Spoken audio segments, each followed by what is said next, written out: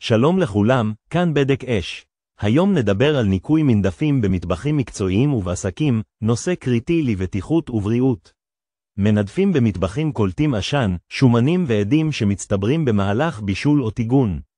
אם המנדף לא מנוקה באופן קבוע, השומנים מצטברים בצינורות ובמכשירים, וזה יוצר סיכון גבוה מאוד לשריפה.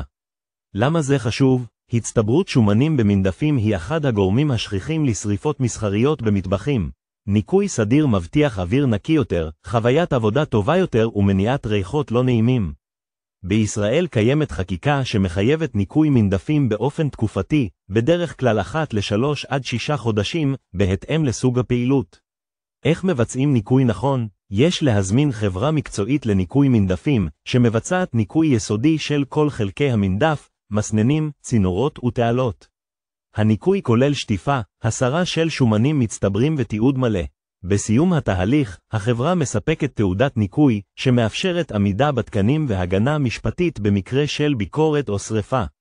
טיפ חשוב, אל תסתמכו על ניקוי עצמי בלבד, גם אם מנקים את המסננים מידי פעם, רוב השריפות נגרמות מהצטברות בתוך הצינורות והמערכת הפנימית של המנדף.